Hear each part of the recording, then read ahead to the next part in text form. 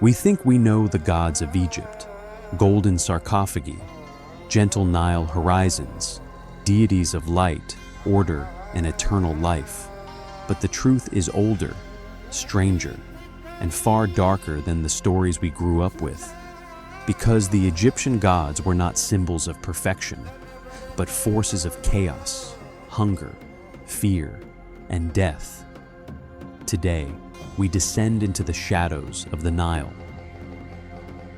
We imagine Ra as a gentle sun god, a creator, a king of light. But in the oldest myths, Ra turned on humanity.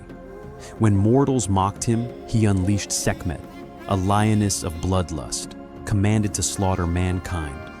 And she did. For days, drinking so much blood that the Nile ran red. Humanity survived only because the gods tricked her with beer, dyed to look like blood. Ra did not save humanity. He simply changed his mind. Sekhmet wasn't just a warrior. She was a weapon crafted for genocide. Her name means the powerful one. Her breath was said to form deserts. Her appetite for blood was infinite. Even after being drugged into sleep, priests feared she might wake. Every year, thousands of jugs of beer were dyed red to keep her calm and keep humanity alive.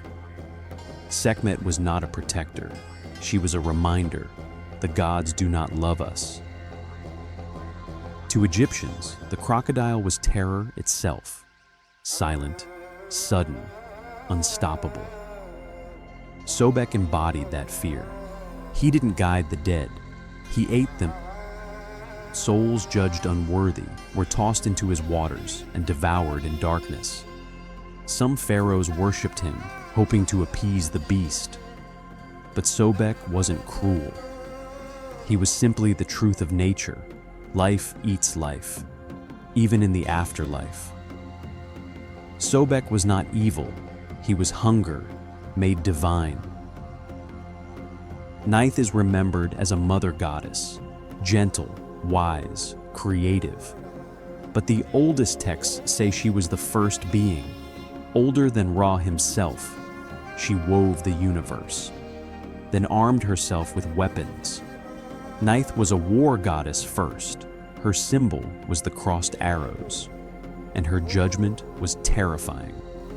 When the gods couldn't decide who would inherit the throne of Egypt, they asked Neith.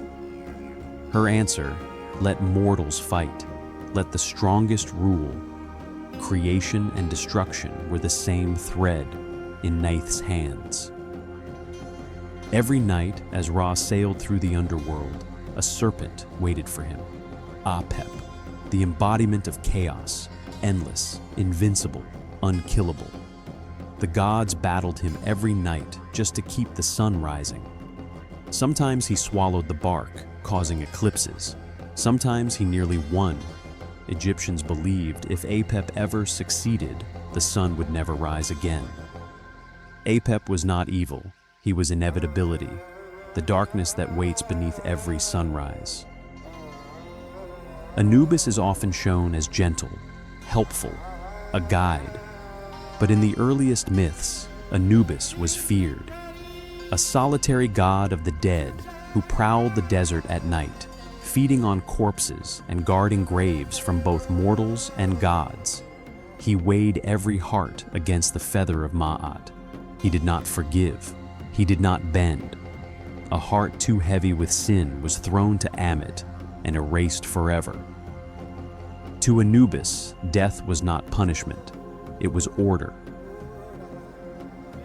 Osiris is remembered as a benevolent king, the ruler of the dead, a symbol of resurrection.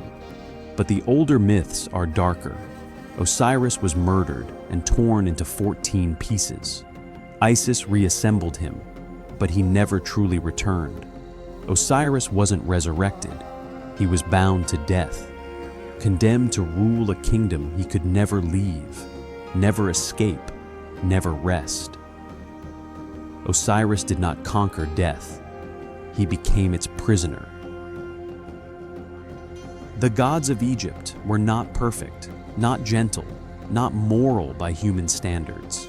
They were ancient forces, primal, violent, beautiful, terrifying. And their stories remind us that the world was shaped not by light alone, but by shadow. You've heard the story. Now, join the myth.